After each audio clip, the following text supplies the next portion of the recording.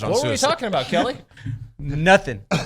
Hey, everybody, it's Texags Rewind. I'm with the Fan Show, guys. Hi, friends. Hello. Fan show. So, all right, we ended the show with a little bit of a, if they go 6-0, 5-1, how we'll feel about it. Just kind of reset how we feel if the rest of the season goes pretty close to great. Well, since this is on YouTube and everybody can see, the screen behind you, if they'll just keep giving that guy the ball, I have a lot of faith in the rest of this season.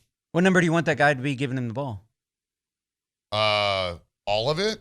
No, 15. what number handing the You want number 13 handing the ball? You want number 15 handing the ball? You want Dude, honestly, you want number 1 handing the ball? That Line might the be interesting. punter up and give A-Chain the ball. I don't care. As long as we're not fumbling the snap, I don't care who's back there. I say we line up Stewart back there and see what happens. Well, the bottom line is they've got to A lot of speed establish the line of scrimmage on both sides of the ball. But they also have to establish the run, and you don't establish the run without running the ball. That seems simple. That is a concept there. Time of possession sounds nice. In order to run the ball, you must run the ball. Hey, Got it. It is Texags Rewind. Very This is Mr. Miyagi of you. episode 2892. Underrated character. Or is he probably perfectly rated? Mr. Miyagi? Oh, Yeah, he's no great. matter how high you rate him, I still think he's underrated. He's legendary. Daniel LaRusso, overrated character. Yes. Yeah, agree? What about Johnny from Johnny's gotten great. The Outsiders? Same No, actor. Daniel LaRusso. Same actor. Where are we going? I don't know I don't where know. we're going. I'll be Yeah, honest with I you. Look, apologize. LaRusso was a weenie. That's all it comes down to. Hey, we're going A&M Hoops. We talked about it with OB. He's there at SEC Media Buzz, Days, Hoover, doing Alabama. it. Cannot Excited. wait to watch this team play. Excited. Joni Taylor. They both Yeah, get me women's excited. hoops. Let's go. We're a basketball school. QB1. Bring us Kentucky. Steve McGee. Yeah, thank you. Like Thursdays are really good. Thursdays are good. Yeah, the Fan host show is tops okay. it off. Well, you have to do that to offset what we're doing. Well, Fan show brought to you by Swope. Gerard Construction. Really. Swope was great. AT. Aaron Torres was on the show. Always You good. guys are all fans of Aaron Torres. Bird. Bird was on the show, and these guys, the Fan Show. Somebody's got to bring up the rear. What a fun packed Thursday. I was trying to go to the video. We'll go now. OB, what was your takeaway from Buzz yesterday? Let's see. That replacing Quentin Jackson is not going to be easy, maybe even to almost impossible, because he's so fast with the ball and everything he did, and that he was, Buzz says, one of the best perimeter players in the country in the last month of the season. I don't think anybody would argue that. That last 13 games, he averaged almost 18 points. But they have a lot of really good players returning and an influx of talent that they'll probably have to change the offense somewhat. They're still trying to do some of the things they did.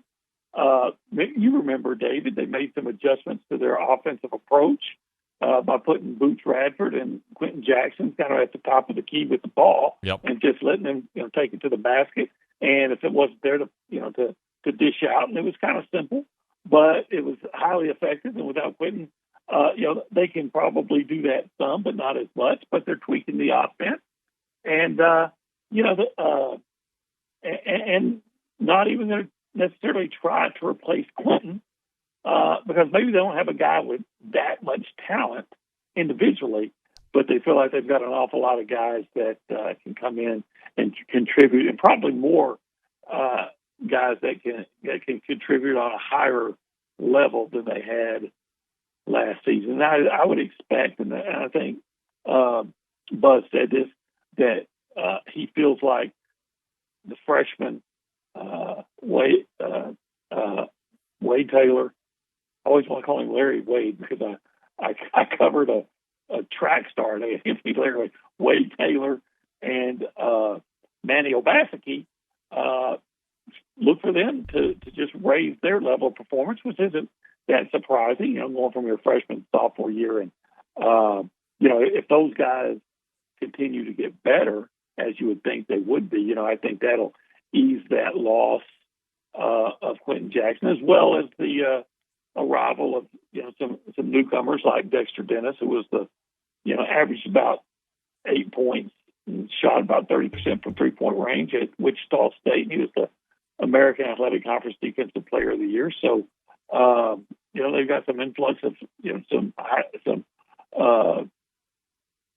freshmen that they feel are going to be good, and then these newcomers. I think there's about a half dozen of them. So I think he feels pretty good about where this team is as far as overall ability. But somebody else is going to have to prove they can be that star caliber player that Quentin Jackson emerged to be. But they don't have to be Quentin Jackson. You just have to have a lot of guys, play well. I'm going to buy Fidel Diggs. I talked about it earlier, but in the Alabama game, he was a difference maker off the edge. But I think I've seen it consistently enough to feel really confident in that buy. We have to have a pass rusher like Fidel Diggs getting after the quarterback. It's going to be really, really important if we're going to win out. I'm going to buy the defense in general because if they are as healthy as I hope that they're going to be and they're trending in that direction, I think that, as we've seen Jimbo teams in the past, they're going to leverage that as much as possible, and they got the guys, and I think the freshmen now have enough experience to bring it up a notch, and getting your vets back I think could be huge. What are you selling? Yeah, I'm going to sell this offensive line. I hate to do it, but it's bad, but it's really gotten worse, I feel like. And then with the unknown of what's going to happen at center, is he healthy? Is he not healthy? I don't know. That to me just compounds the problem even more. And so I'm selling the guys up front. I'm selling South Carolina receiving top 25 votes. That shouldn't happen. It won't happen. And I do think A&M is strong enough to win this game. I know you can't take any game for granted, but I think those votes are going to stop. So I'm selling that. What are you leasing? All right, I'm going to lease Donovan Green, tight end. I really like this young player. At first, I was kind of like, what do we have there? Almost tight end was non-existent for the first couple of weeks in this offense, which is unusual for a Jimbo Fisher offense. And I think that he can have a huge role. There's a lot of mismatches on the interior part of the defense in the pass game with a lesser quality athlete like a linebacker trying to cover a very athletic young tight end like Mr. Green. So I'm going to lease him. I would love to see him get more and more touches every week. I'm going to lease Connor Wegman. And I don't know if he's starting, but I think we're going to see him this weekend. And when we do, it's not going to be everything that people want, like this magical Johnny football experience, but I think it's going to give us a glimpse of what we could see, even if it's in mop-up duty, if it's in the third quarter for a series or two, because they just want to change it up, or he starts. If we see Connor, I'm going to be happy with my lease. I think he could have just a nice performance, not back-breaking, but one that's going to give us a little bit of hope. What do you think, Steve? I agree with you, Dave. I think that's the million-dollar question in Aggie land right now. When do we see Connor, if we even do? And what does that, is it spot play? Do they give him a series now? They start to, inject him into this offense. It's the perfect time coming off an injury with your quarterback, a bye week, more time to prepare. I say you limit the offense. You give him 5 pass plays. The guy can go out there and execute confidently and just see what he can do. I've been talking Shane Beamer this week for obvious reasons. That's who A&M's going to play. I think he's an interesting guy because there's some people that don't like his act. There's some people that are totally in. I kind of like the guy. It's going to be based on results for him, but are you a Shane Beamer guy? I do think that he gets the benefit of the doubt because he does quirky stuff on social media. Like, this is my Will Levis take. Like, now I will say I am a little more in on Will Levis after last week, but Will Levis, basically, I just think he does, like, name me one thing that Will Levis does better than Hendon Hooker. Name me one thing he does better than Bryce Young, but he does weird, funny stuff on social media. So everyone's like, oh, I love that guy. And then there's like this complete misevaluation that he should be the number 1 pick in the draft. And I think Shane Beamer's kind of the same way where, he recreated the Steve Spurrier pose and he, danced with sunglasses to make fun of Mark Stoops and blah, blah, blah. And it's like, okay, yeah, like you said, okay, I just kind of need to see like something that's sort of impressive. Now, he drinks mayo last year after the Mayo Bowl, or he got doused in mayo or whatever. Okay, cool. You go back to last year, I didn't really understand the hype coming into this year. I think a lot of their success was built on beating a bad Florida team that ended up firing Dan Mullen and a bad Auburn team that fell apart down the stretch that is ultimately going to fire Brian Harsin. And then this year, you look at the win-loss record. Really outside of a win against Kentucky without Will Levis, what have they done? So, I'm not like fire the guy. He's the worst coach I've ever seen, not by any means. But I do think, I don't think we're as critical of him as, say, somebody that has kind of like that Nick Saban, I don't You know what I mean? Like, I don't know if that totally makes sense, but I think we give him a little bit of a pass because he's kind of goofy and, self-deprecating on social media. Talking to Aaron Torrance here on Texags Radio. So, AT, do you think this is look, there's so many injuries on the A&M side and so many offensive issues regardless of injuries. Is this a game A&M's going to win, though, in your eyes? If you were to put some money down on it, would you bet on A&M or South Carolina at home? No, I do like A&M, and I think both teams obviously coming up by. Listen, I think part of it is I don't, we're 8 weeks into the season. I don't think we know anything about South Carolina. Got destroyed by Georgia, got destroyed by Arkansas, and again beat Will Levis in Kentucky and 3 really bad, FCS and Group of 5 teams. So, I don't know that we know that much about them. And then from the A&M side, I think there's a few variables. One, this is a series that A&M has largely been pretty good in. And I do think, there's an element of, I hate to say it on Texags Radio, but A&M, I think, plays up and down to its competition, which would normally be a concern. But I would hope coming off of a bye, you would get the best version of A&M. So I don't really see what South Carolina does, at a really, really high level. And I just think A&M has better players across the board. Now, some of them are young. Like you said, there's some injury concerns with so many guys that are either out or banged up or whatever.